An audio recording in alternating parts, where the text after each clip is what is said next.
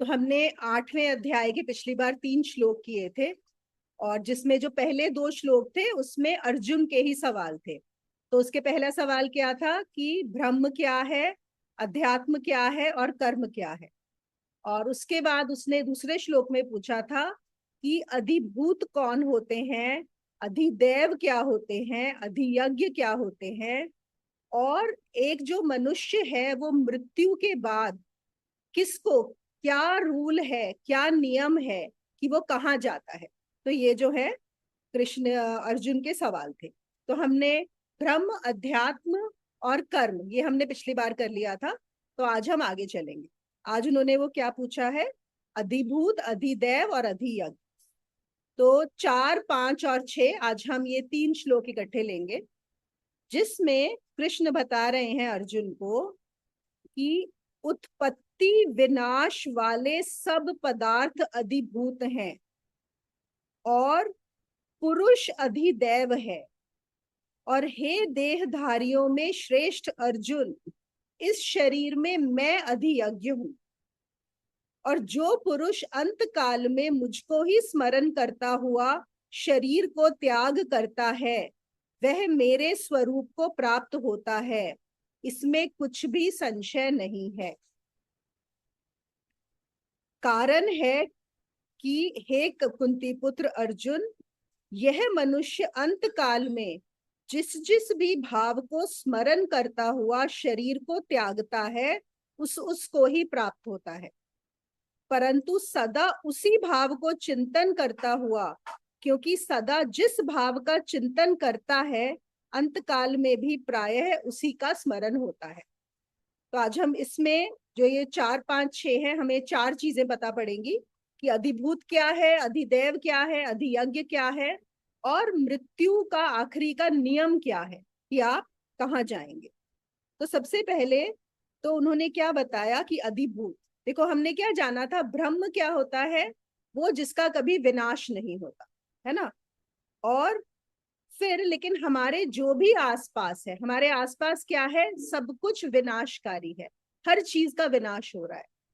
और विनाश किन चीजों का होता है कि हम जो भी चीज देख पाते हैं, जो भी चीज इन इंद्रियों, ये इंद्रियां पकड़ पाती हैं, जैसे कि आंखों ने कुछ देखा, आपके कानों ने कुछ सुना, आपके शरीर ने किसी चीज को छुआ, या आपने कुछ खाया, उसका स्वाद लिया, वो सब चीजें विनाशकारी है।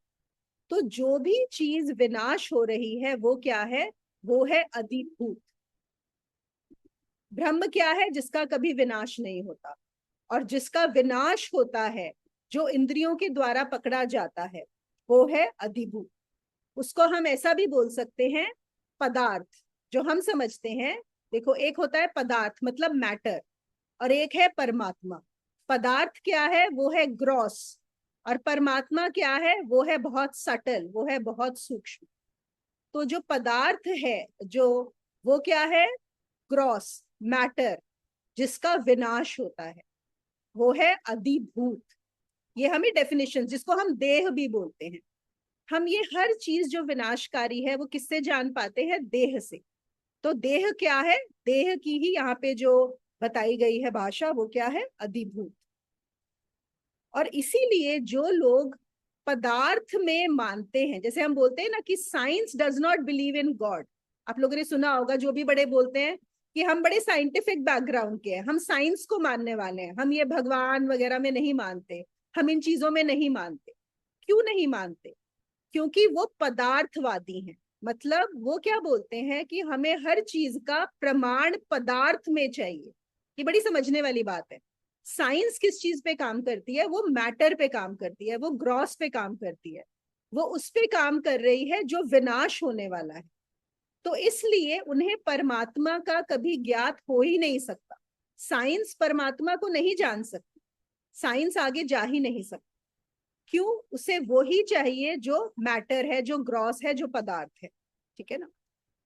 और परमात्मा क्या है, अगर पदार्थ विनाश होता है तो परमात्मा क्या है, जो कभी विनाश होता ही नहीं। और क्या है जो विनाश नहीं हो सकता, इसका मतलब उसमें पदार्थ जैसा कुछ भी नहीं है। समझ रहे हो? जो विनाश कभी नहीं होता वो पदार्थ हो ही नहीं सकता। उसको इंद्रियां कभी पकड़ ही नहीं सकती। और जिसको इंद्रियां नहीं पकड़ सकती, विनाश नहीं हो सकता, उसको साइंस कैसे पकड़ सकती है? साइंस पकड़ ही नहीं सकती। इसीलिए साइंस और रिलीजन में ये एक जो गैप है वो बना रहता है। हाँ, बहुत सारे ऐसे साइंटिस्ट होते हैं जो पदार्थ के बियॉन्ड चले जाते हैं, वो अपनी रिसर्च में इतना ज्यादा घुस जाते हैं कि वो पदार्थ से परमात्मा तक पहुंच जाते हैं। और आज भी हमारे पास इवन राइट नाउ बहुत सारे ऐसे साइंटिस्ट हैं जिन्होंने ये चीज रियलाइज कर ली है। लेकिन उस चीज को, उस रियलाइजेशन को हम लेबोरेटरी में प्रूव नहीं कर सकते। एक चीज होती है ना कि हमने प्रूव किया, अब साइंस क्या मांगती है? Proof, evidence. अब हम लेबोरेटरी में दिखा सकते हैं, अगर हमने एक एलिमेंट बनाया, अगर हमने चलो एक नई टेक्नोलॉजी बनाई, उस टेक्नोलॉजी को दुनिया के सभी लोग प्रमाणित कर सकते हैं, देख सकते हैं, उसका फायदा उठा सकते हैं। क्यों? क्योंकि वो पदार्थ से बनी है, मतलब वो अधिभूत में है। लेकिन जो परमात्मा है उसको तो प्रूव किया ही नहीं जा सकता, उसको पदार्थ में दिखाया ही नहीं जा सकता। इसीलिए जो परमात्मा की यात्रा है वो हर मनुष्य को अकेले करनी पड़ती है, ये इंडिविजुअल है। जो साइंस करता है वो हम कलेक्टिव बेसिस पे कर सकते हैं, वो हम मासेस के लिए कर सकते हैं। लेकिन आपकी जो धर्म की यात्रा है, जो धार्मिक है, परमात्मा को पाने की यात्रा है, वो सिर्फ इंडिविजुअल में हो सकती है। वो कौन सी लेबोरेटरी में प्रूव हो सकता है? आपकी अपनी लेबोरेटरी में। ये जो लेबोरेटरी, वहीं पे आप अपने लिए प्रूव कर सकते हो, आप किसी और के लिए प्रूव नहीं कर सकते। हाँ, आप दूसरे को सिर्फ ये आश्वासन दे सकते हो कि मेरे अंदर ये चीज प्रूव हो गई, सच में परमात्मा है, और तुम भी ये प्रोसेस करो तो तुम भी अपने लिए पा सकते हो।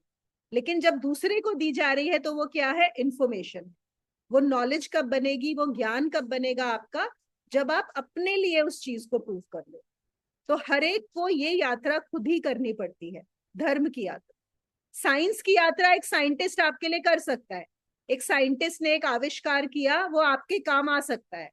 लेकिन जो धर्म की यात्रा करता है वो सिर्फ आपको प्रोसेस बता सकता है, यात्रा आपको खुद करनी पड़ेगी। और देखिए एक और क्या है, जो पदार्थ है वो परिवर्तनशील है। अधिभूत जो है वो परिवर्तनशील है, उसमें हमेशा परिवर्तन होता रहेगा। और जो ब्रह्म है वो अपरिवर्तनशील है, उसमें कोई परिवर्तन नहीं हो सकता, और इसीलिए वो नित्य है, वो हमेशा है। और इसीलिए उसको इंद्रियां नहीं पकड़ सकती। हम क्यों बोलते हैं कि हम परमात्मा को कैसे देखें, हम उसे कैसे पाए? इंद्रियां देख ही नहीं सकती उसको। क्यों? क्योंकि परमात्मा तो हमेशा है, था, है और रहेगा। जो नित्य है उसका कभी ध्यान जाता ही नहीं। अब आप एक चीज सोचो, एक चीज जो हमेशा एक ही रहे, एक ही रहे, उस पे हमारा ध्यान हट जाता है। हमारी भी आंखें किसको कैच करती हैं? जो मूव कर रहा होता है। आपने देखा है, जैसे लाइट्स भी लगाते हैं हम लोग, सब लाइट्स लगाते हैं फेस्टिवल्स पे, कोई मैरिज, कोई ओकेजन होता है, तो लाइट्स का भी मूवमेंट उनके अंदर क्रिएट किया जाता है। वो ज्यादा अट्रैक्टिव होती है अगर लाइट बार बार जल बुझ रही है। अगर एक ही लाइट है उस पर ध्यान नहीं जाता। आपको पता है एडवर्टाइजिंग में भी, जैसे कोई भी एडवर्टाइजमेंट्स होती हैं तो उसमें वो बार बार फ्लैश करता है, शो करता है, जाता है। क्यों? क्योंकि मूवमेंट है। देखो हमारा जो मन है, हमारी जो इंद्रियां हैं, जब जब कोई चीज में मूवमेंट होती है उसको पकड़ पाता है। लेकिन जो भी चीज स्थिर हो जाती है उसको नहीं पकड़ सकता। ये बात समझो, मन पकड़ ही नहीं सकता उन चीजों को। और परमात्मा क्या है? हमेशा सेम है, स्थिर है। इसीलिए हमें वो नजर ही नहीं आता, क्योंकि हमारा मन और इंद्रियां उसको पकड़ने के लिए बनी ही नहीं है। जो चीज बदलती है वो हमें दिखाई पड़ती है, लेकिन जो चीज एक रहती है, एक रस रहती है, वो हम देख ही नहीं सकते। अब अगर हम एक सिंपल सी चीज ले, सपोज, और ये मतलब यहाँ पे तो मैं हमेशा देखती हूँ, जैसे सपोज आपके पास पेट है, बैठा हुआ है, और कोई चीज पड़ी हुई है, वो भी देख रहा है, वो चीज भी पड़ी है, लेटर से एक पत्थर ही पड़ा हुआ है, कुछ नहीं है, उसको भी कोई इंटरेस्ट नहीं है उस पत्थर में या कोई। लेकिन आप जैसे ही उसको हल्का सा हिला दो, इमिजिएटली वो जो आपका पेट है वो इमिजिएट अलर्ट हो जाएगा। जैसे ही कोई चीज अभी तक वही पड़ी थी, अगर वो स्थिर थी तो कोई इंटरेस्ट नहीं है, लेकिन आप उसको हल्का सा हिला दो, एक पत्थर भी पड़ा होगा, हिलाओगे ना, उसको इंटरेस्ट आ जाए। क्यों? क्योंकि मूवमेंट हुआ है। तो इंद्रियां सभी की ऐसी बनी है कि जो मूवमेंट में इंटरेस्टेड है। और जब चीज बदलती है तो मन बेचैन होता है, मन को रीएडजस्टमेंट करना पड़ता है उस चीज के लिए, इसलिए वो उसको पकड़। तो सबसे पहली बात हमें इसमें क्या जाननी, जो अधिभूत है वो पदार्थ है, वो परिवर्तनशील है, वो विनाशकारी है, और वो हमेशा बदलता रहता है। और हमारी इंद्रियां किसको पकड़ती हैं? अधिभूत को ही पकड़ती हैं। और साइंस किस पे बेस्ड है? अधिभूत पर ही बेस्ड है, पूरा का पूरा साइंस। अगर कुछ बदले ना तो हम नहीं पकड़ सकते। देखो हमारी जो आंख है वो भी किन चीजों को पकड़ रही है? जो बदल रही हैं। अगर सपोज कुछ बदले ही ना, सोच के देखो, बिल्कुल स्थिर हो जाए, तो हमारी आंख का हमें पता नहीं पड़ेगा कि आंख है। फिर अगर कुछ भी नहीं बदल रहा तो आंख हो या ना हो उससे कुछ फर्क नहीं पड़ता। अगर बाहर कोई साउंड में चेंज ही ना हो, कुछ ना हो, सन्नाटा हो जाए, तो जिसके पास कान है या कोई बहरा है उससे कोई फर्क नहीं पड़ता। ये बात सोच के देखिए कि अगर कुछ बदल ही नहीं रहा बाहर, there is no movement in the sound और इन द विजुअल, जो दृश्य है, तो आप अगर अंधे हैं या आपके पास आंख है, आप बहरे हैं या आपके पास कान है, इससे कोई फर्क नहीं पड़ता। तो हमें इंद्रियां चाहिए भी क्यों? सिर्फ उसको पकड़ने के लिए जो कि बदल रहा।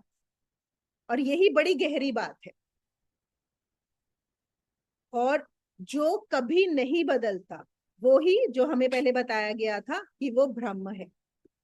लेकिन वो ऐसा है कि जिसको हम पकड़ भी नहीं पाते, और उसको पकड़ने का ही काम है पूरा का पूरा अध्यात्म। ठीक है ना? परमात्मा हम ये बोल सकते हैं, देखो परमात्मा क्योंकि हमेशा है, इसलिए हमें उसके होने या ना होने से कुछ फर्क ही नहीं पड़ता, क्योंकि हमें आइडिया ही नहीं है उसका। अगर मेरे घर में कुछ बदल रहा है, मेरी छत टूट रही है, तो मुझे उसके लिए एक्टिव होना है। लेकिन परमात्मा तो हमेशा है, उसके लिए तो मुझे कुछ एक्टिव होने की जरूरत ही नहीं है। इसलिए अगर मैं उसको ना भी पकड़ूं तो कुछ फर्क नहीं पड़ता। इसीलिए हम, क्या होता है, जो प्रकृति का खेल चल रहा है, जो अधिभूत है, उसके अंदर बहुत ज्यादा घुस जाते हैं। क्यों? क्योंकि जो परमात्मा है वहां पे कोई चेंज नहीं है, तो हमारा ध्यान वहां पर जाता ही नहीं है, हम पकड़ ही नहीं पाते उसको। अब एक और एग्जाम्पल हम लोग लेते हैं। देखो हम इस पे थोड़ा ज्यादा टाइम स्पेंड कर रहे हैं क्योंकि इस चीज को पकड़ना बहुत जरूरी है। अब जैसे सपोज हमारा कमरा है, हमारे कमरे में फर्नीचर होता है। अब वो फर्नीचर क्या है? वो ग्रॉस है, अधिभूत है। उसको हम फर्नीचर को बाहर निकाल सकते हैं ना, कमरे से, कमरे को खाली कर सकते हैं। अब कमरे में क्या रह जाएगा? हवा रह जाएगी। वैसे देखा जाए तो हवा बहुत सूक्ष्म है, लेकिन फिर भी हम हवा को छू सकते हैं, पता कर सकते हैं ना हवा चल रही है कि नहीं चल रही है, उससे सूक्ष्म है। लेकिन हवा को भी चलो हम एक वैक्यूम पंप निकाल के उस कमरे से बाहर निकाल सकते हैं। हम कर सकते हैं, हमने कमरे को वैक्यूम कर दिया, अब उसमें बिल्कुल भी हवा नहीं है। लेकिन एक और चीज है उस कमरे में जिसको हम बाहर निकाल ही नहीं सकते कुछ भी कर ले। वो क्या है? स्पेस, आकाश। जो उस कमरे के अंदर स्पेस है, क्या हम कुछ भी करके उसको बाहर निकाल सकते हैं? नहीं निकाल सकते, वो अति सूक्ष्म है। लेकिन जब हम किसी कमरे में घुसते हैं तो हमारा ध्यान क्या इस पे जाता है? स्पेस पे या हवा पे नहीं जाता। हमारा ध्यान कहाँ जाता है? फर्नीचर पे। जो फर्नीचर है, जो वहां का सामान है, क्यों? हमारी इंद्री उस फर्नीचर को पकड़ रही। और इसीलिए जो क्लोजेस्ट, ऑल्दो स्पेस जो परमात्मा है वो बहुत ज्यादा सूक्ष्म है, लेकिन ग्रॉस में द क्लोजेस्ट, सबसे जो करीब आता है परमात्मा के, वो है आकाश। आकाश तत्व, जो हमारे पांच तत्व हैं उसमें आकाश तत्व सबसे पास है परमात्मा के। इसीलिए उसको शून्य को भी हमने ये बोला गया है, हम बोलते हैं ना शून्य की साधना। इसीलिए कि आकाश तत्व को भी अगर तुम पूरी तरह जान लो तो उस परमात्मा की यात्रा करना आसान हो जाता है। तो यह अधिभूत अब आपको समझ में आ गया होगा क्लियरली, आई होप सो। और फिर दूसरा सवाल क्या है कि अधिदैव क्या है। अधिदैव, अब उन्होंने क्या बोला, देखो अभी हमने पदार्थ की बात की, जो पुरुष इस पदार्थ में जीता है और उसके प्रति होश से भर जाता है, जो इस पदार्थ में, जो अधिभूत में जीता है और जो उसके प्रति होश से भर जाता है, वो है अधिदैव। देखो पदार्थ क्या है, लेटस से पत्थर पड़ा हुआ है, सामान पड़ा हुआ है जो भी, और ये शरीर भी पड़ा हुआ है, ये शरीर भी किसमें आएगा, अधिभूत में। जैसे जब हम बोलते हैं कि किसी की मृत्यु हो जाती है तो शरीर तो वही पड़ा रहता है, शरीर हम ये नहीं बोलते, हम क्या बोलते हैं, बॉडी को जला रहे हैं, बॉडी लेने आए हैं, हम उसको बॉडी बोलते हैं, इंसान का नाम नहीं लेते, बॉडी बोलते हैं। तो वो क्या है, अधिभूत है। लेकिन जब वो एनिमेटेड होती है, उसके अंदर जब कुछ प्राण होते हैं, तो वो क्या हो जाता है, अधिदैव। प्राण होने से क्या होता है, वही जो अधिभूत है वो होश से भर जाता है। जब वो होश से भर गया तो क्या हो गया, अधिदैव। ओके। और पुरुष शब्द का क्या अर्थ होता है, पुर, पुर मतलब नगर, जो नगर में रहता है। तो हमारा ये शरीर भी एक तरह से नगर है, ये हम लोगों ने एक बार पहले भी किया था, कि इस शरीर में इतने सारे बैक्टीरिया, इतने सारे जीवाणु, कीटाणु रहते हैं, मतलब अरबों में। ये सिर्फ शरीर, हमारा शरीर नहीं है, हम सोचते हैं ये मेरा शरीर है, इसमें अरबों खरबों में कीटाणु रहते हैं, जिनको हमारे होने का कुछ पता नहीं है, बिल्कुल आइडिया नहीं। कभी कभी आप सोचो, जब हम एक एंटीबायोटिक खाते हैं, जब कोई बीमारी, वायरस आ जाता है, उससे हमारे अंदर हो सकता है उस एंटीबायोटिक खाने से बहुत सारे मर जाते होंगे, कितने, हजारों लाखों में। और हम क्या उनके लिए बॉदर करते हैं। जैसे जब हम बोलते हैं एक और बात कि अभी यही एयर इंडिया का क्रैश हुआ और इतने लोग मर गए, उन्होंने क्या बुरे कर्म किए थे कि वो बेचारे मर गए। अब जब आप एंटीबायोटिक खाते हो और 1 लाख कीटाणु आपकी बॉडी में मर जाते हैं, कभी आप सोचते हो आप क्या उनको उनके बुरे कर्मों का फल दे रहे होते हो। आपको तो उनका पता भी नहीं है कि इतने सारे कीटाणु आपने मार दिए। मारते हो कि नहीं मारते हो, जब भी हम कोई चीज लेते हैं, दवाई खाते हैं, वैसे भी ऑन अ रेगुलर बेसिस वो मर रहे हैं। तो जैसे एक छोटे लेवल पे ये बात हो रही है, ऐसे ही बड़े लेवल पे प्रकृति के लिए अगर करोड़ों मनुष्य भी, पृथ्वियां भी 4 5 6 7 अगर इकट्ठी नष्ट हो जाएं, तो कुछ लेना देना नहीं है। प्रकृति के लिए ये पृथ्वी भी उतनी ही छोटी है जितना हमारे इस शरीर में रहने वाले कीटाणु हमारे लिए छोटे हैं। ये मान के चलना चाहिए। हमारा जो अहंकार है ना, हमारी जो ईगो है, वो हमें फील कराती है कि हम बहुत बड़े हैं, पता नहीं क्या 30 मार खान है, कुछ नहीं है प्रकृति के आगे।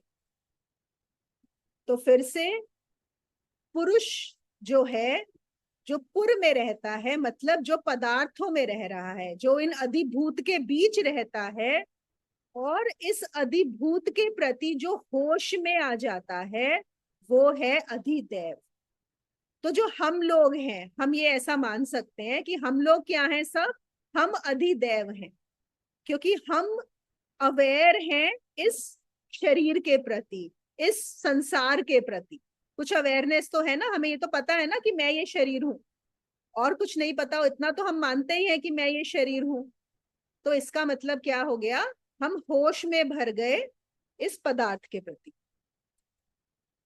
और ये क्या हुआ, पुरुष, पुरुष ही अधिदैव है, ठीक है।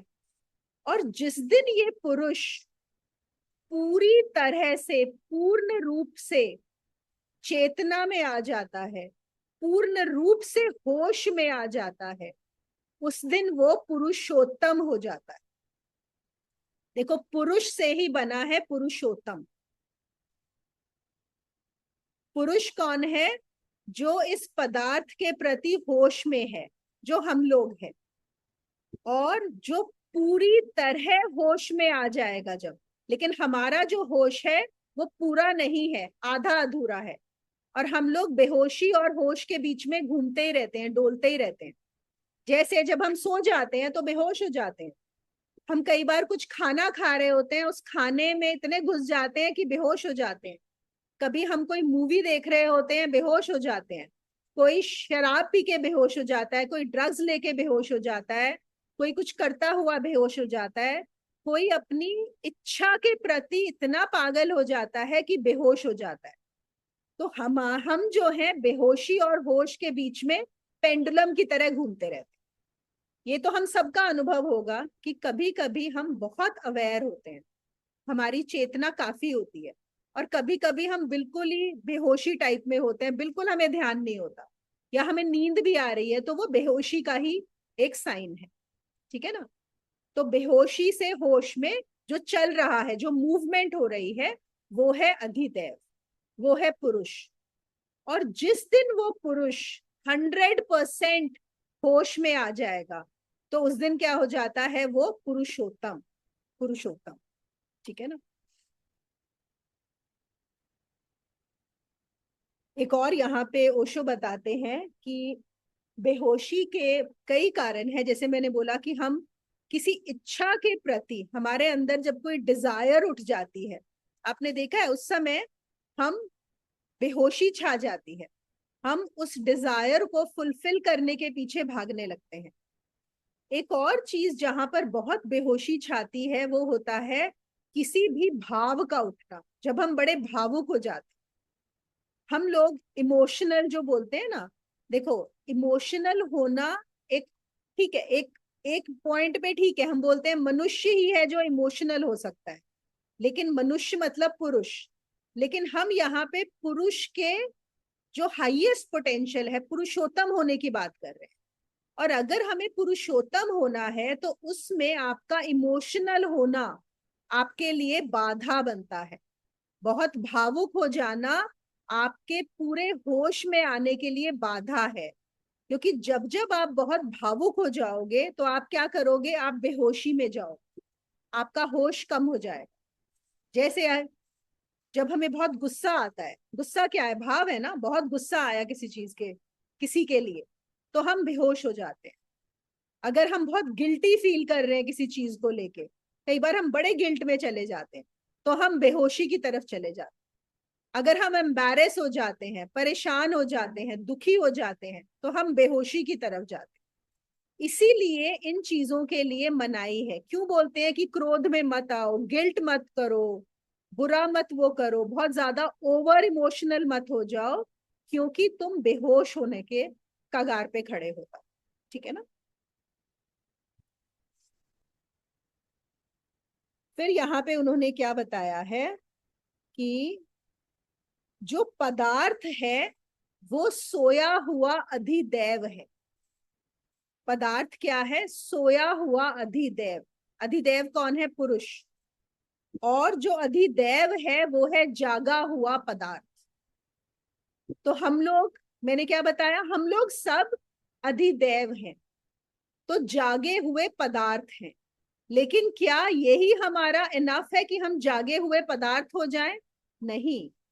अभी हम सिर्फ जागे हुए पदार्थ हैं, अभी हम जागे हुए परमात्मा नहीं हुए, है ना? तो अधिदैव जो है वो अधिभूत से ऊपर है, लेकिन अधियज्ञ से नीचे है। फिर कृष्ण क्या बोलते हैं अर्जुन को कि हे देहधारियों में श्रेष्ठ अर्जुन। ये बड़ा अच्छा इन्होंने यहाँ पे पॉइंट बताया है, देहधारियों में श्रेष्ठ अर्जुन। अब कृष्ण सीधा भी बोल सकते थे हे अर्जुन, या वो हमें कई बार बोलते हैं कुंती पुत्र अर्जुन। वो देहधारियों में श्रेष्ठ अर्जुन उन्हें बोलने की क्या जरूरत पड़ी? और इसका कई बार कई गीताओं में एक जो इसका वर्णन है, इसकी जो व्याख्या है वो गलत हो गई है। कि कभी कभी ऐसा हो गया, कुछ लोगों ने इसकी व्याख्या, देखो क्या होता है, व्याख्या अपनी समझ के अनुसार होती है। जब भी हम कमेंट्री करते हैं, हम कैसे उसको इंटरप्रेट करेंगे वो डिपेंड करता है कि हमें कितनी समझ है।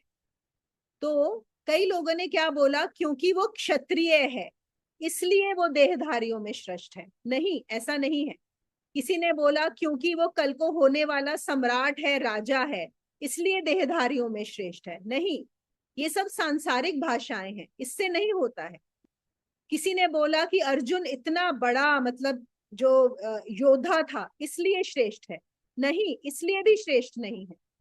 अगर कृष्ण बोल रहे हैं उसे श्रेष्ठ, इसका मतलब है कि वो परमात्मा होने के बहुत करीब है। देहधारियों में श्रेष्ठ कौन होगा, पुरुषों में श्रेष्ठ कौन होगा? जो पुरुषोत्तम होने के बहुत करीब हो, वही हो सकता है। ठीक है ना?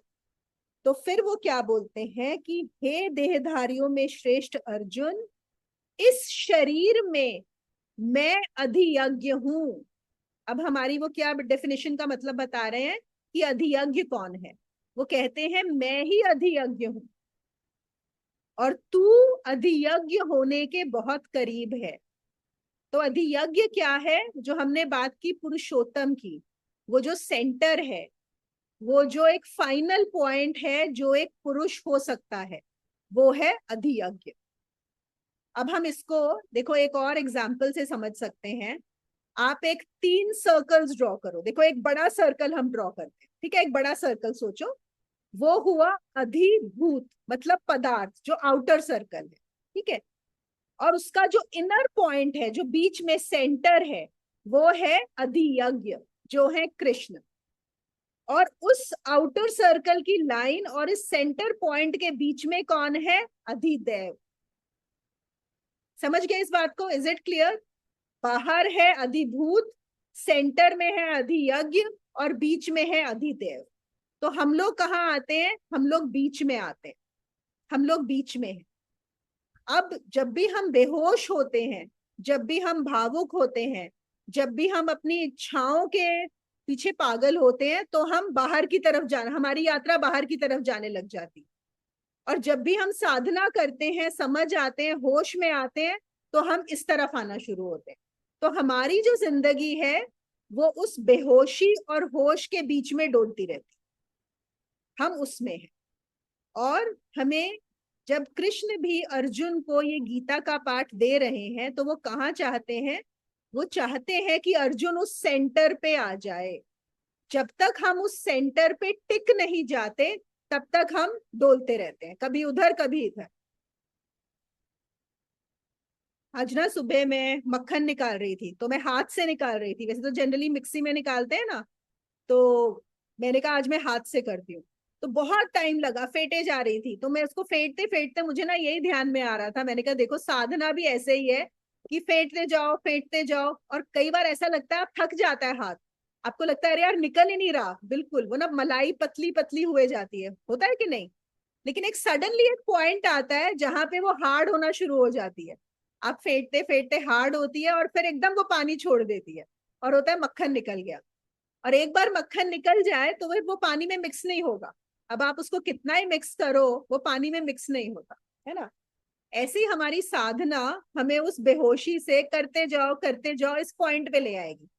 एक बार आप उस पॉइंट पे पहुंच गए, उस बिंदु पे पहुंच गए जहां पे मक्खन निकल गया, फिर आप बेहोशी की तरफ जा ही नहीं सकते।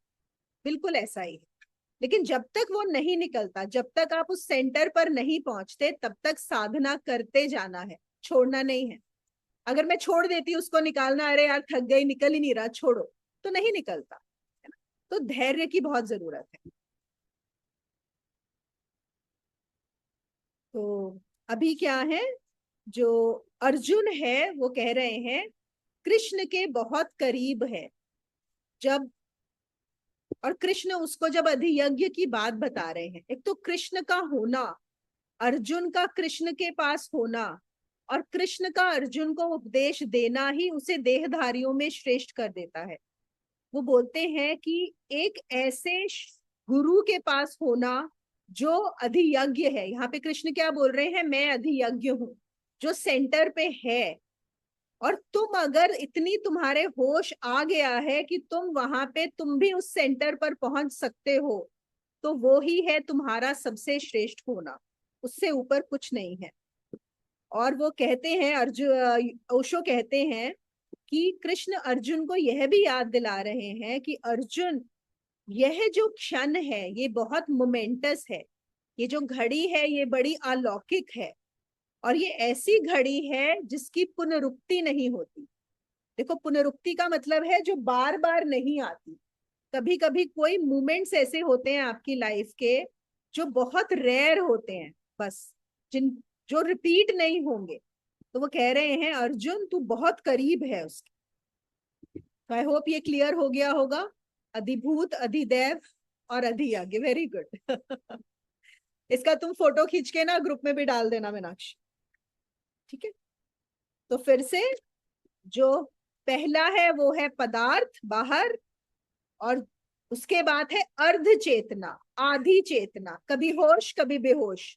और हम लोग सब रिलेट कर सकते हैं, हम ऐसे ही रहते हैं अर्ध चेतना में। और जो सेंटर है जो है अधियज्ञ, वो है पूर्ण चेतना, वो है प्रकाशमान, ठीक है। तो ये हमारे हो गए अधिभूत, अधिदैव और अधियज्ञ। उसके बाद जो अगला उनका सवाल था कि अर्जुन ने पूछा था कि कौन, मतलब क्या नियम है, किस नियम से मरता हुआ इंसान कहाँ जाता है, इस चीज का क्या नियम है। तो उन्होंने क्या बोला कि जो पुरुष अंत काल में मुझे ही स्मरण करता हुआ शरीर को त्याग कर जाता है वह मेरे स्वरूप को प्राप्त होता है, इसमें कोई संशय नहीं है। अंत काल में मुझे याद करता हुआ। और हम सबको यहाँ पे पता है इंडिया में हम बहुत ये प्रथा रही है, और इसी की वजह से ये रही है कि लोगों ने अपने बच्चों के नाम भगवान के नामों पे रखे गए हैं।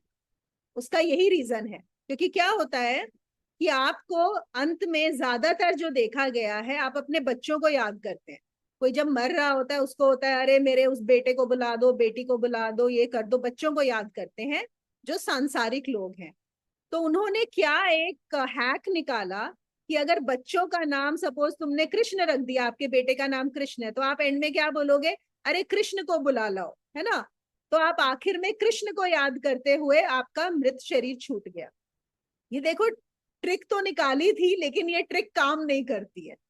ओके। ठीक है, लोगों के लिए सही है, ये ट्रिक काम नहीं करती। क्यों?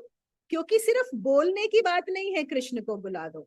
अंदर आपके मन में कौन सा कृष्ण है? क्या वो वाला कृष्ण है जो कृष्ण यहाँ पे गीता का उपदेश दे रहे हैं, या आपके मन में अपने बेटे को याद कर रहे हैं? जो आप मन में सोच रहे हैं वो कहीं ज्यादा सूक्ष्म है, वो कहीं ज्यादा पावरफुल है।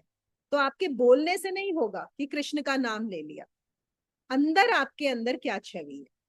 और फिर कुछ लोग इस चीज को ऐसे लेते हैं, वो कहते हैं कि अच्छा ठीक है, अब हम, ये तो कृष्ण ने बहुत इजी हमारे लिए कर दिया कि आखिर में जो अगर हम उसका नाम ले लेंगे तो हम जिंदगी भर तो जो मर्जी करें, है ना, पैसे के पीछे भागे, चीजों के पीछे भागे, लेकिन आखिरी में हम भगवान का नाम ले लेंगे।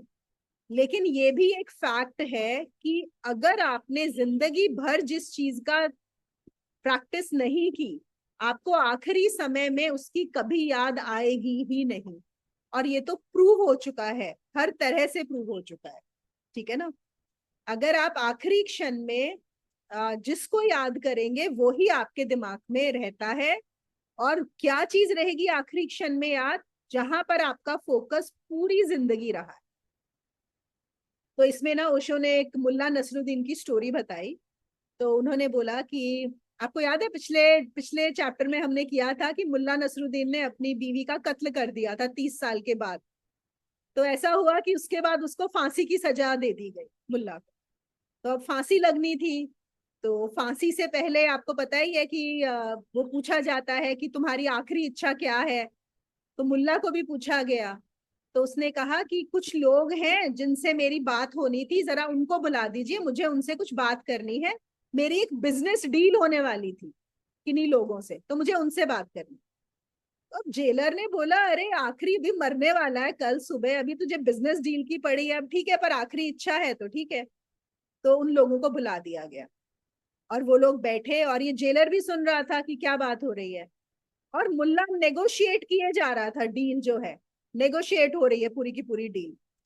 तो बहुत देर चलता रहा, बीच में जेलर ने आके बोला भी कि अरे बस करो बहुत हो गया। वो कहता नहीं नहीं, फिर फाइनली कुछ सेटलमेंट हुआ उन लोगों के बीच में और वो लोग मान गए।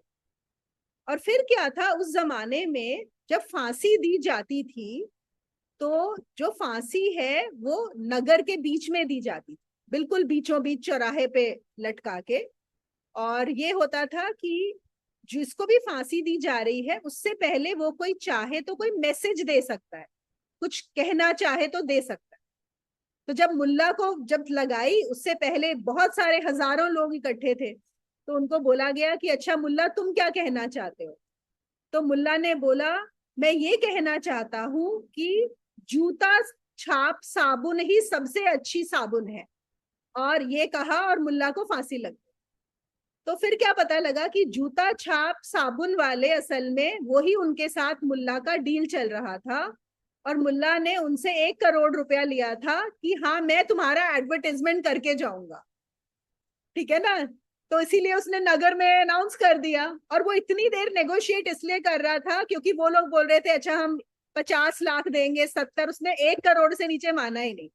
और वो 1 करोड़ का चेक अपने पजामे की जेब में रख के और उल्ला फांसी लग गया, है ना।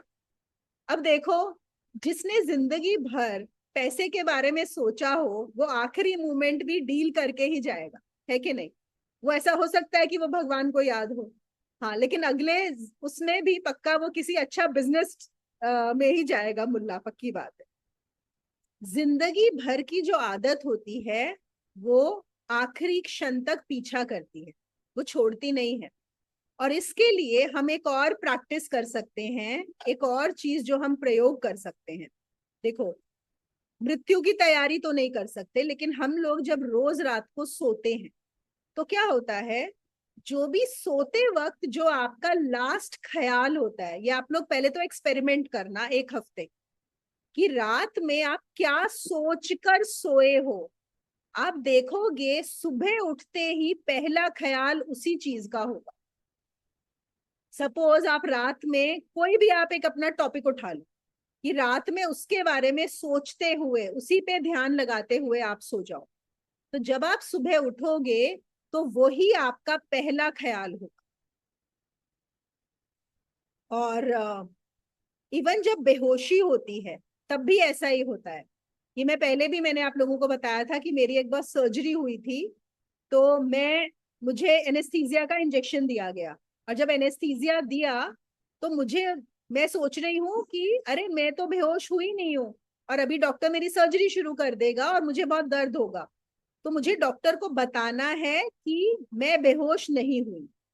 और फिर मैंने नर्स को बोला, नर्स आई, मैंने कहा नर्स प्लीज डॉक्टर को बोलो कि मैं बेहोश नहीं हुई हूँ, मेरी सर्जरी नहीं करे।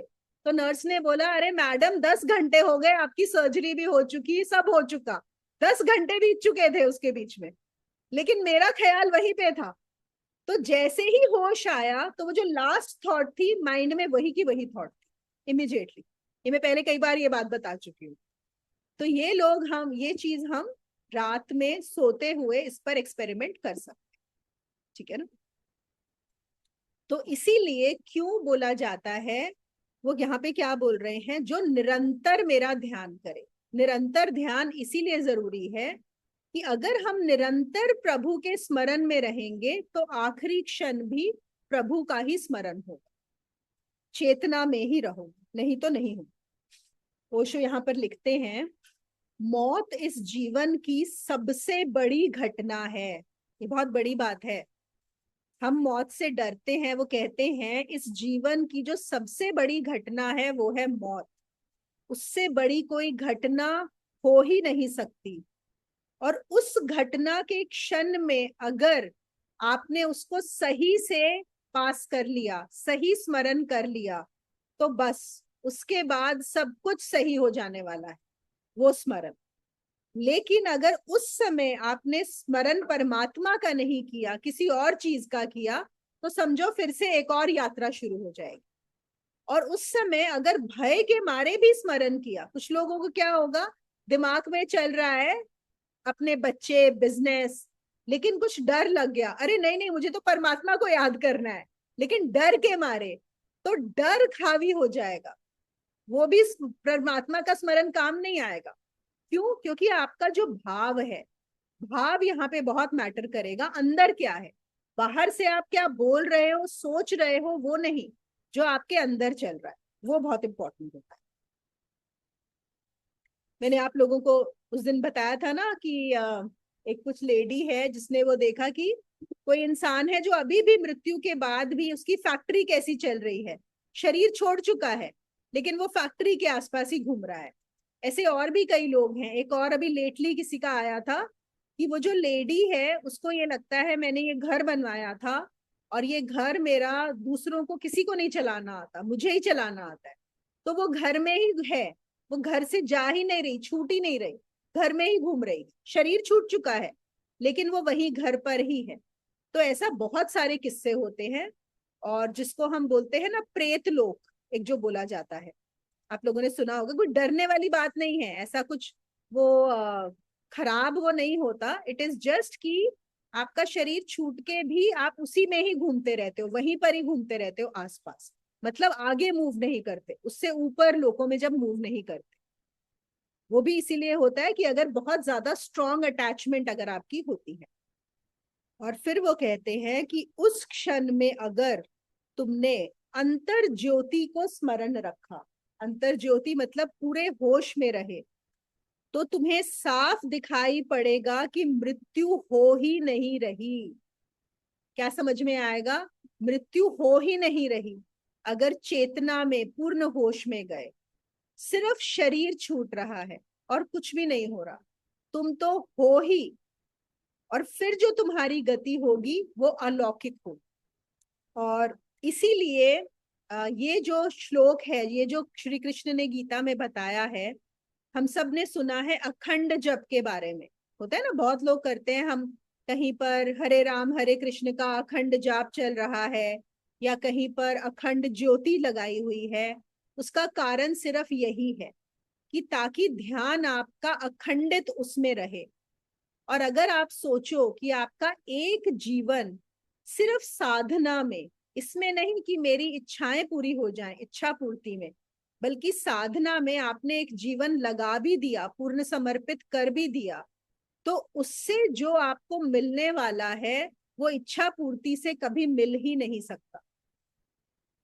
एक एक बहुत बड़े बाद में गुरु हुए थे, एक संत थे।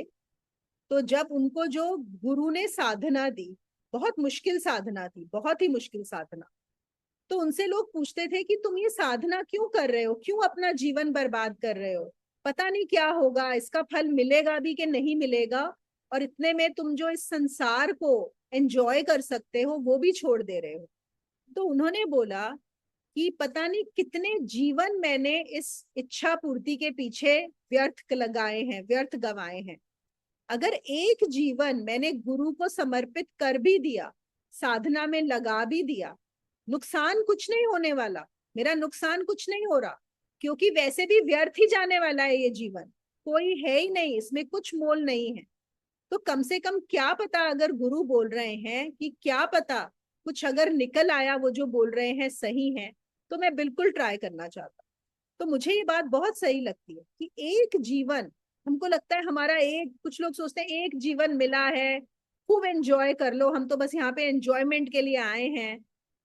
तो ठीक है, अब जिसकी ऐसी सोच है हम कुछ कर नहीं सकते, लेकिन हम जो साधक हैं इतना सोच सकते हैं कि एक जीवन तो हम लगा ही सकते हैं साधना में। और ये ना सोचें कि व्यर्थ गया, पता नहीं कितने जीवन व्यर्थ जा चुके हैं ऑलरेडी। एक और जीवन व्यर्थ कर लो, साधना में व्यर्थ कर लो, क्या फर्क पड़ता है ना। और एक है जब बोलते हैं कि निरंतर मेरे स्मरण में, तो साधना करेंगे तो स्मरण होगा। या फिर जब बहुत प्रेम होता है, जो भक्त होता है, भक्त के लिए बहुत आसान होता है, क्योंकि भक्त अपने बेटी, अपने इष्ट में इतना प्रेम कि उसको हर चीज में वो ही नजर आता है। जब हम प्यार में भी होते हैं किसी के, इन्फैचुएशन भी होता है, तो देखा है कि हर चीज उसी की याद दिलाती है। अगर फूल देखोगे तो भी आपको उसी की याद आएगी, आप बारिश देखोगे तो भी उसी की याद आएगी, कुछ अच्छी चीज हो रही होगी उसी की याद आएगी। मतलब हर चीज एक बहाना बन जाती है उस प्रेमी की याद दिलाने के लिए। तो ऐसे ही अगर जब प्रभु में इतना प्रेम हो जाता है, कभी कभी गुरु में इतना प्रेम हो जाता है, किसी भी अपने इष्ट में इतना प्रेम हो जाता है तो उसी का स्मरण होता है। तो वही स्मरण है निरंतर स्मरण। अगर अभी से ऐसा हो जाए तो बस, फिर तो और कुछ करने की जरूरत ही नहीं। तो ये थे हमारे 4, 5 और 6 श्लोक। 7वां और 8वां श्लोक भी कर लेते हैं, ये छोटे हैं और इसी के कंटिन्यूएशन में है। तो 7वें और 8वें श्लोक में कृष्ण कहते हैं, हे अर्जुन, तू सब समय में निरंतर मेरा स्मरण कर और युद्ध भी कर। इस प्रकार मेरे में अर्पण किए हुए मन बुद्धि से युक्त हुआ निस्संदेह मुझको ही प्राप्त होगा। और हे पार्थ, परमेश्वर के ध्यान के अभ्यास रूप योग से युक्त अन्य तरफ न जाने वाले चित्त से निरंतर चिंतन करता हुआ पुरुष परम दिव्य पुरुष को अर्थात परमेश्वर को ही प्राप्त होता है। ये बहुत ही प्यारा श्लोक है। देखो पहले क्या बोलते हैं, निरंतर मेरा स्मरण कर और युद्ध भी कर। वो क्यों कह रहे हैं कि युद्ध भी कर? अगर वो निरंतर कृष्ण के स्मरण में रह सकता है तो युद्ध बाधा नहीं बनेगा। वो जो युद्ध है वो कर्म होगा ही नहीं, युद्ध का कर्म भी कर्म नहीं होगा। क्यों? क्योंकि वहां से कर्तापन समाप्त हो जाएगा। अगर स्मरण में रहेगा निरंतर तो उसको ये रहेगा ही नहीं कि ये युद्ध मैं कर रहा हूं। अगर कृष्ण के निरंतर स्मरण में वो युद्ध करता है ना। और वो कहते हैं कि अगर तू सोचता है कि प्रभु का स्मरण करना है तो जंगल में भाग जाना पड़ेगा, तो बिल्कुल गलत सोचता है। तू युद्ध भी कर और मेरा स्मरण भी कर। और ये चीज बड़ी मुश्किल समझ में आती है। और ये चीज असल में तभी समझ में आ सकती है जब हम उस केंद्र में पहुंच जाए, जब हम उस अधि यज्ञ में पहुंच जाए। वहां पे ऐसा पॉसिबल है कि स्मरण भी रहे और युद्ध भी चले। और अर्जुन के लिए है कि वो युद्ध भी करे। लेकिन क्या हम युद्ध कर रहे हैं? हम तो जो भी अपना जीवन जी रहे हैं हमारे लिए भी वही उपदेश है कि स्मरण में वो रहे, सेंटर में वो रहे और कार्य होते रहे। उसमें क्या होगा, कर्म करते हुए भी कर्म नहीं रह जाता। तो हमेशा याद रहे। अब बात क्या होती है कि कैसे प्रभु के स्मरण हमेशा रहे। कुछ लोगों का आपने देखा है, आई थिंक बहुत सारे अरब कंट्रीज का मैंने देखा है, ये लोग मीटिंग भी कर रहे होते हैं, कुछ भी होता है, आपने देखा माला हमेशा हाथ में होती है, उनकी माला हमेशा चलती रहती है। तो वो भी देखा जाए कोशिश वही कर रहे हैं कि कुछ भी काम कर रहे हैं लेकिन हमेशा उसका स्मरण। लेकिन ये भी क्या है, ये आउटर स्मरण है। या फिर कभी जो माला पहनते हैं वो भी किस लिए, कि स्मरण रहे, हमें उसकी चेतना याद आती रहे। जब तक कि वो स्मरण ऑटोमेटिक नहीं हो जाता, जब तक कि वो स्मरण आपका अपने आप ही नहीं चलना शुरू हो जाता। और अपने आप कब चलना शुरू होगा, वही जब आप अधियज्ञ में पहुंच जाएंगे तभी होगा। और वहां कैसे पहुंचेंगे, साधना करते हुए। अगर हम कोई भी, जैसे हम यहाँ पर क्रिया साधना कर रहे हैं, अगर ज्ञान मार्ग की भी साधना होती है तो वो क्या होता है, निरंतर चेतना में रहना। वो भी साधना ही है, क्योंकि आप चेतना में निरंतर आए नहीं हो, आपको हमेशा अपने आप को याद दिलाना पड़ता है। तो वो भी साधना ही है। तो साधना के बिना हम अधियज्ञ में नहीं पहुंचते। और साधना की जरूरत क्यों है? देखो, कुछ लोग ऐसा मानते हैं कि साधना की क्या जरूरत है, हम तो वो है ही। साधना की इसलिए जरूरत है क्योंकि जो चीजें हमें बार बार बेहोशी की तरफ लेकर जाती हैं, हमारी जो प्रकृति है, प्रकृति के जो गुण है हमें बार बार बेहोश करते हैं, हमें उनको काउंटर करने के लिए साधना की जरूरत होती है। हाँ, हम सब इवेंचुअली वही हैं, लेकिन अभी समझते तो नहीं, अभी फंसे तो कहाँ हुए हैं, हम अपने आप को अधिदैव में ही है ना, अधियज्ञ हम हैं अंदर से। लेकिन अभी हमारी चेतना कहाँ है? चेतना तो हमारी अधिदैव में है, अधिभूत में है। तो जब तक वो चेतना यहाँ पर पूरी तरह से स्थित नहीं होती, तब तक साधना करते रहना, साधना नहीं छोड़ सकते। और कृष्ण अर्जुन से कह रहे हैं, तू मुझे स्मरण कर और युद्ध कर, क्योंकि स्मरण के साथ युद्ध युद्ध नहीं रह जाता, युद्ध भी नहीं रह जाता। और एक स्मरण होता है जो लाभ के लिए होता है। किसी हमने पहले भी किया था ना, अर्थार्थी, जो अपने कार्य के लिए प्रभु को याद करता है, लाभ के लिए याद करता है, कि हम प्रभु की माला इसलिए जप रहे हैं कि मेरे बेटे की नौकरी लग जाए, हम प्रभु को इसलिए याद कर रहे हैं कि मेरी बेटी की शादी हो जाए। तो वो लाभ के लिए याद करना वो नहीं है, वो इस स्मरण की बात नहीं हो रही। फिर उन्होंने बोला कि मेरे में अर्पण किए हुए मन बुद्धि से युक्त हुआ निस्संदेह मुझे उपलब्ध होता है। मेरे में अर्पण किए हुए मन और बुद्धि, देखो फिर वही बात है, मन और बुद्धि जब अर्पण हो जाएंगे कृष्ण को, कृष्ण को मतलब उस परम सत्ता को, उस परमात्मा को, उस अधियज्ञ को, अब हमारे बीच में कौन आ रहा है? हमारे और परमात्मा के बीच में जो आ रहा है वो क्या है? हमारा मन और बुद्धि। मन में क्या है? भावनाएं भरी पड़ी हैं, और बुद्धि में क्या है? विचार और रीजनिंग भरा पड़ा है। और ये मन और बुद्धि दोनों को ही अर्पण कर देना, मतलब मन भी गिर जाए और बुद्धि भी गिर जाए।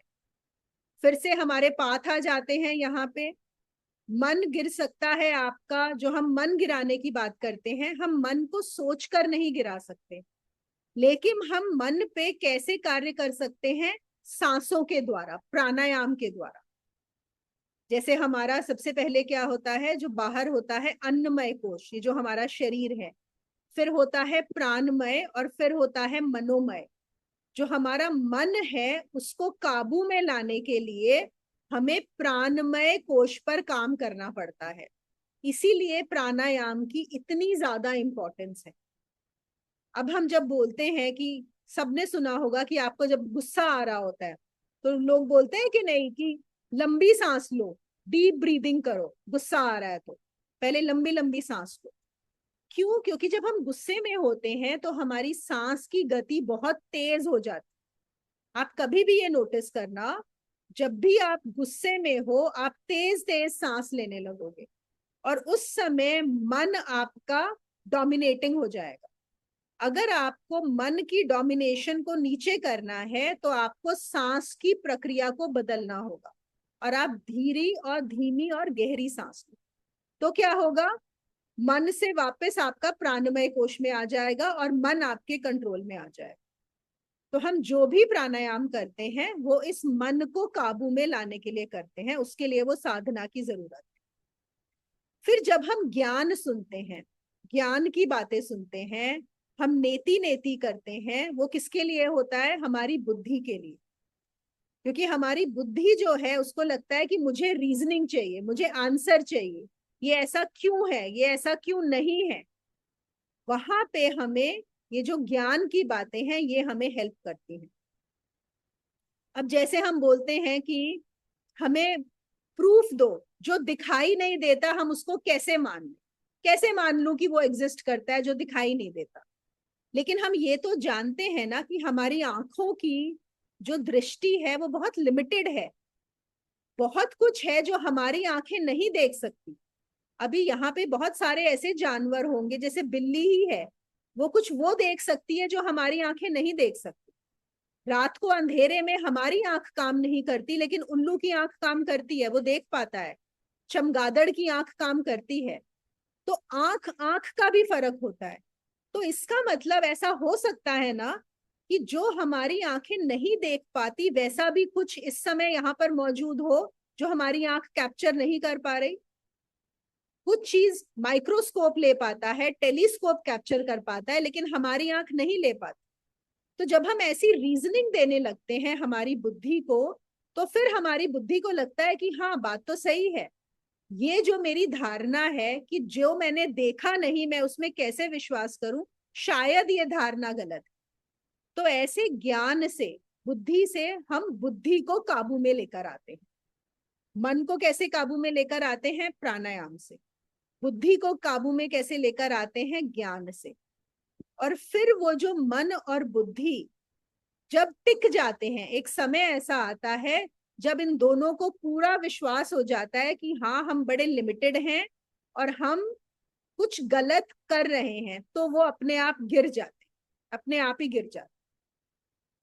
और वो जब गिरना होता है वही होता है कृष्ण को अर्पण कर देना। और फिर वो कहते हैं जो मेरे में अर्पण किए हुए मन बुद्धि से युक्त होता है वो निस्संदेह, वो विदाउट एनी डाउट मुझे ही उपलब्ध होता है। क्योंकि जब आपके मन बुद्धि गिर जाएंगे तो आप कहाँ पाएंगे? आप पाएंगे कि आप ही अधियज्ञ हो गए, आप अधियज्ञ हो जाएंगे उस समय। अब देखो कैसे हम इंटरप्रेट करते हैं चीजों को।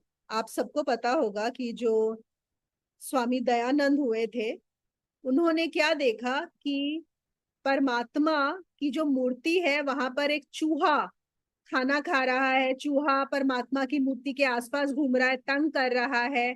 आप सबने ये कहानी सुनी होगी, उन्होंने ऐसा देखा था। तो उन्होंने उसका क्या निष्कर्ष निकाला कि अगर एक परमात्मा चूहे से अपनी रक्षा नहीं कर सकता तो वो परमात्मा कैसा हुआ? वो मेरी रक्षा क्या करेगा? वो इस संसार की रक्षा क्या करेगा? तो उन्होंने बोला कि परमात्मा नहीं है, मैं परमात्मा को नहीं मानता। और फिर उन्होंने आर्य समाज का निर्माण किया। ये आप सबने सुना हो। लेकिन क्या परमात्मा को प्रूफ देने के लिए अपने को चूहे से बचाना पड़ेगा? क्या परमात्मा के लिए चूहा भी उतना ही वो नहीं है जितने परमात्मा खुद हैं? और क्या ये देना जरूरी है? अगर वो तंग भी कर रहा है, क्या परमात्मा को अपना प्रूफ देना पड़ेगा? लेकिन इंटरप्रिटेशन देखो, हम कैसे इंटरप्रेट कर लेते हैं चीजों। अब ये ऐसा है, मैं एक और किसी से बात हो रही थी, कुछ समय हो गया। तो वो मुझे बता रहे थे कि एक तो ना लोग बड़ा सोचते हैं कि हम बड़े स्पिरिचुअल हैं, कि हम परमात्मा को मानते हैं तो हम बड़े स्पिरिचुअल। तो ऐसे ही एक मैं किसी को मिली थी, वो अपनी कहानी बता रहे थे। उन्होंने बोला कि अरे आप, मैंने सुना है स्पिरिचुअल उसमें करती है, मैं भी बड़ा स्पिरिचुअल हूँ, मैं परमात्मा को मानता हूँ। मैंने कहा हाँ जी, बहुत अच्छी बात है। तो फिर कहने लगे मैं पहले नहीं मानता था, तो मैं कैसे मानने लगा मैं आपको बताता हूँ। तो उन्होंने बोला वो एक बार टूर पे कहीं गए थे बाहर, किसी दूसरे शहर में, और गाड़ी चलाकर जा रहे थे और रात का समय था। और कुछ ऐसा हुआ, किसी जंगल एरिया से निकल रहे थे और उनकी गाड़ी खराब हो गई वहां। और वो काफी सुनसान एरिया था, तो ऑब्वियसली डर लगा। तो कि कैसे होगा, काफी देर इंतजार, काफी कोशिश करी गाड़ी चल जाए, गाड़ी नहीं चली।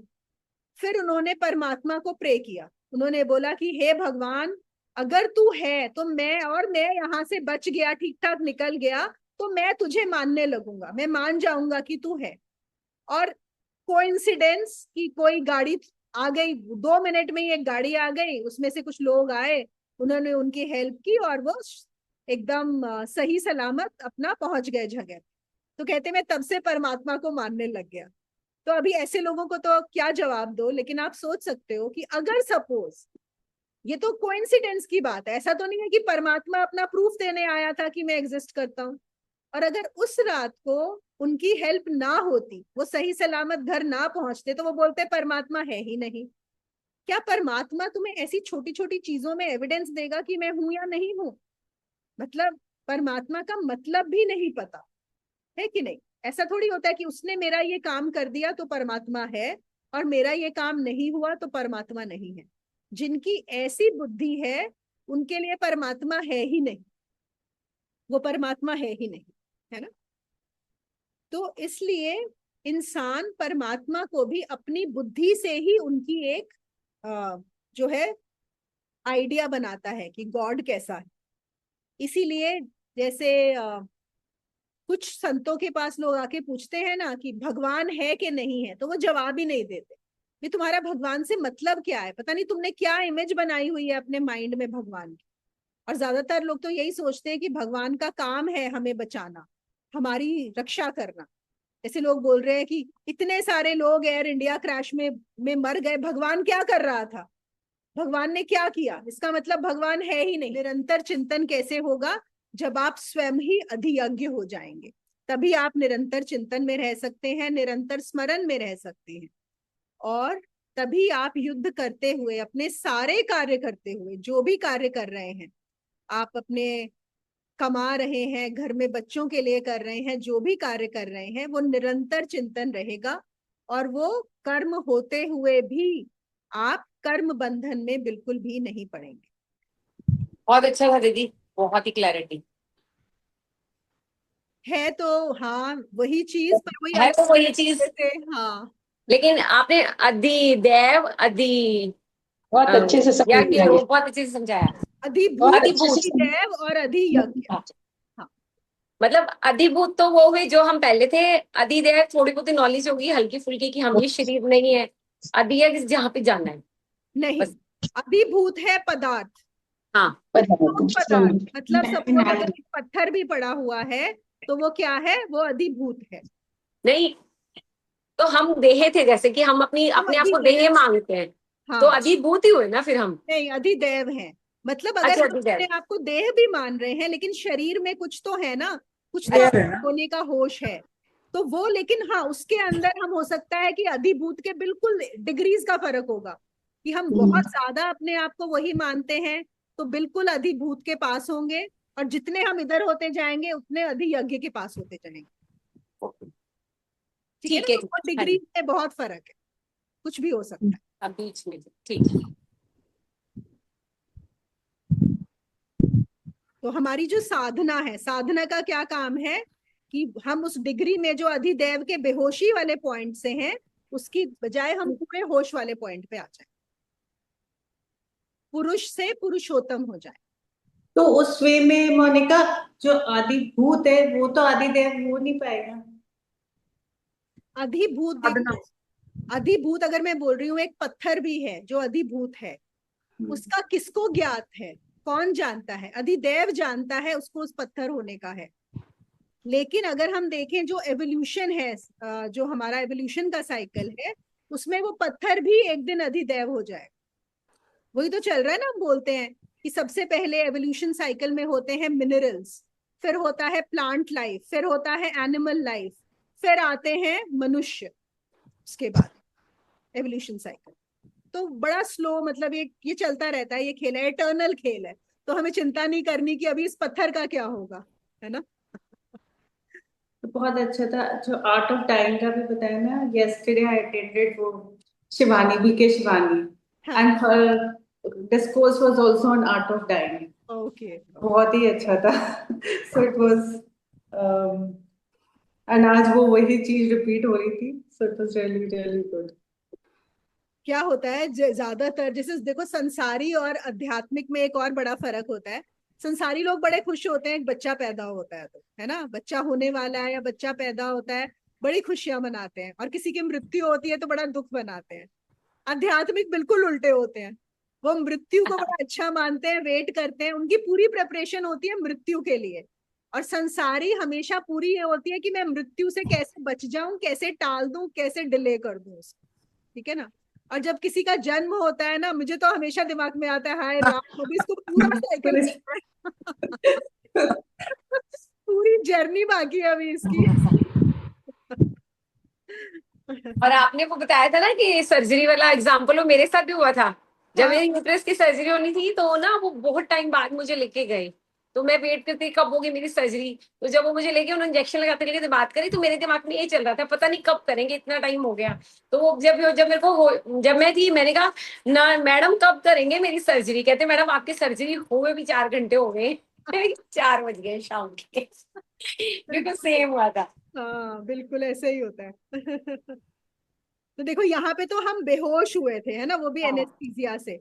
और यहाँ पे तो मृत्यु होने वाली है, मतलब सबसे बड़ी अगर हम देखा जाए, नींद में, बेहोशी में जो हमें एनेस्थीसिया से मिला, और मृत्यु, मृत्यु तो हाईएस्ट है।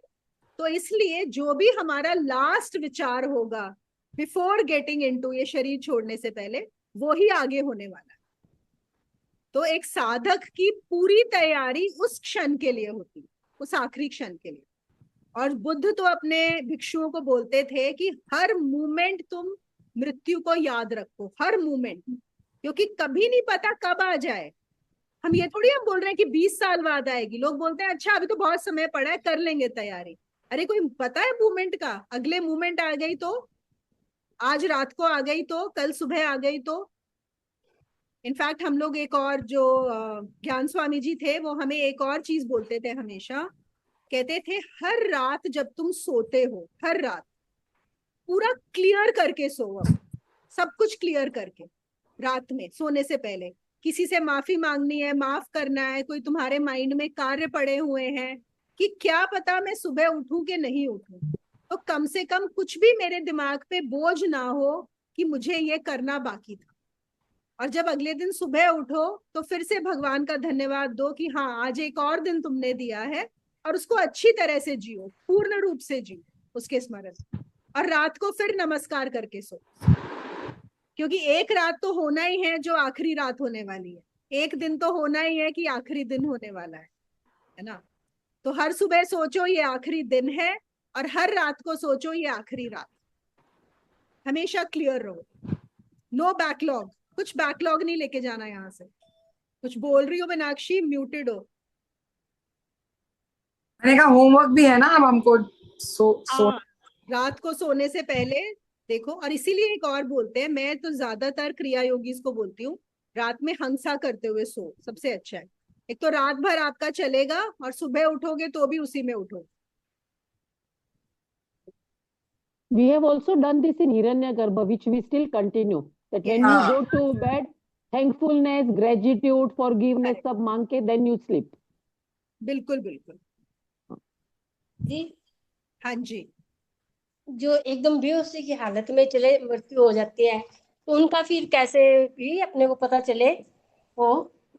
हमें नहीं पता पड़ेगा कि उनका कैसे रहा, लेकिन ये हाँ, है कि बेहोशी से पहले उनके मन में जो भी विचार रहा होगा, या इवन बेहोशी के बीच में जो भी आखिरी उनके दिमाग में विचार आया होगा, जहां उनका मन होगा, उसके अकॉर्डिंगली उनका आगे जो है वो जन्म होता है, उसी के हिसाब से। उस टाइम उनको तो पता ही नहीं होता हम छोड़ रहे हैं शरीर, क्योंकि हाँ बिल्कुल हाँ, बेहोश थे। बिल्कुल बिल्कुल बिल्कुल। हाँ जी। इसमें इसमें ये भी होता है ना, जब बेहोशी होती है तो बेसिकली तो कॉन्शियस माइंड बेहोश है, नॉट द सबकॉन्शियस माइंड। वो जरूरी नहीं है, हम ऐसा नहीं बोल सकते कि जो बेहोशी में भी वो जो हम जानते हैं वो तो कॉन्शियस माइंड से ही जानते हैं ना सब कुछ। वैसे तो कुछ तो हमारे अंदर हमेशा ही जगा रहता है, लेकिन हम कैसे जान पा रहे हैं? हम तो उसे कॉन्शियस मतलब से ही जानते इवन इवन जो उसमें भी जाते हैं कोमा में भी, है उसमें भी, तो चाहे वो बेहोश हैं, they don't even know, but उनका जो ये एनर्जी बॉडी है वो तो जागृत हैं। ही है वो ना। जागृत रहती है, हाँ, तो दैट इज देयर। उसके उसमें भी जो हमारे थॉट्स होते हैं, वही थॉट्स है ना जो इकट्ठे हो गए हैं, जो हमारी प्रोग्रामिंग हो रही है। हाँ तो वही तभी उसी लेवल पे ही तो काम करना है हमें। हाँ, और उस लेवल पे क्या प्रोग्रामिंग हुई हुई है, और उस समय वो कौन से वाले थॉट्स चल रहे होंगे, ये हम जान नहीं सकते हैं किसी के लिए। लेकिन हम कैसे कर सकते हैं? इसीलिए बोलते हैं कि जहां तक हो सके साधक को होश में जाना चाहिए। क्यों? क्योंकि वो कॉन्शियस माइंड से अगर आप जाओगे तो आपका फिर उसके ऊपर कंट्रोल है, आपका नियंत्रण है कि आप कैसे जा रहे हो। अगर आपका जो है शरीर छूट रहा है, आपको बिल्कुल पूरे के पूरे उसमें हो। लेकिन बेहोश में हो तो उस समय क्या चल रहा होगा हम नहीं जानते। जिस टाइम जैसे बेहोश होने से पहले राम राम बोले हैं, उसके बाद जैसे राम वो बेहोश हो गए, तो फिर क्या से रहता है दीदी? देखो मैंने वही बोला, चलो राम राम भी बोला है आपने, मन से राम राम बोला है या सिर्फ मुंह से राम राम बोला है, लेकिन आपके अंदर कुछ और भी तो चल रहा हो सकता है ना। ऐसा होता है कि नहीं होता? कितने लोग बैठ के माला कर रहे होते हैं, राम राम राम राम मन में चल रहा है, किचन में मेड क्या कर रही है, तो वो राम राम करना राम राम तो नहीं हुआ ना। तो आपके मन के अंदर क्या है वो सबसे जरूरी। हो सकता है आप बाहर राम राम ना भी बोलो, लेकिन अंदर आपको उसका विचार हो सकता है आप बाहर राम राम बोल रहे हो लेकिन अंदर कुछ और है। तो हमें देखो, वैसे भी हमें दूसरे के बारे में चिंता नहीं करनी है। मुझे पता है आप ये सवाल क्यों पूछ रहे हो, लेकिन चिंता नहीं, चिंता वैसे मतलब चलो हमें, हाँ उनके बारे में नहीं, हम दूसरे का नहीं कर सकते हैं। हमें बस अपना ध्यान रखना है कि हम होश में रहें, हम होश में जाएं, और हम इन चीजों की साधना करते रहें। इनफैक्ट मैंने ना किसी से पूछा भी था कि हम लोग जैसे कुछ रिचुअल्स करते हैं, या हम जो श्राद्ध के रिचुअल्स करते हैं और भी चीजें करते हैं, तो उससे जो जाने वाला होता है उसको कितना फायदा होता है। एक्चुअली में जो लोग ये चीजें समझते हैं, पंडित वंडित नहीं, जिन्होंने सिर्फ पढ़ पुढ़ के कर रहे हैं, तो उन्होंने यही बोला कि सबसे ज्यादा फायदा आपको सिर्फ अपनी साधना से ही होता है, अपनी साधना से ही होता है। बाकी चीजें में भी थोड़ा बहुत लिटिल बिट हेल्प हो जाती है, लेकिन हर किसी को जो करना है, जानना है, आगे की जो गति करनी है, वो आपको अपनी ही साधना से करनी पड़ेगी। जैसे मैंने बोला ना कि साइंस में चीजें हैं, साइंस दूसरे की भी हेल्प कर सकता है, लेकिन ये चीजें आपको अपनी साधना खुद ही करनी पड़ेगी। कोई और आपके लिए साधना नहीं कर सकता, गुरु भी आपके लिए साधना नहीं कर सकता, आपको स्वयं करनी पड़ेगी। और ये आपकी फ्रीडम है, ये हमें फ्रीडम मिली हुई है धर्म में इतनी, कि जब हम चाहें तभी होगा, हमारे करे बिना नहीं होगा, किसी और के करने से हमारे लिए नहीं होगा, वो हमारा नहीं बदल सकते कोई और हमारे लिए। ओके दीदी, थैंक यू दीदी। और हाँ, एक है, जब आप अधियज्ञ हो जाएंगे, है ना, जब आप अधियज्ञ हो जाएंगे तब आप किसी की और ज्यादा, थोड़ी कंपैरेटिवली ज्यादा हेल्प कर पाए, थोड़ी सी ज्यादा। तो इसलिए हमारा फोकस क्या होना चाहिए कि हम साधना करके उस केंद्र पे पहुंच जाए, हम अधियज्ञ हो जाए, है ना। दूसरों की हेल्प करने से पहले खुद की हेल्प करो। चलिए फिर 5 मिनट ध्यान करते हैं और फिर क्लोज करेंगे सेशन, ठीक है। जो लोग जाना चाहते हैं वो जा भी सकते हैं, और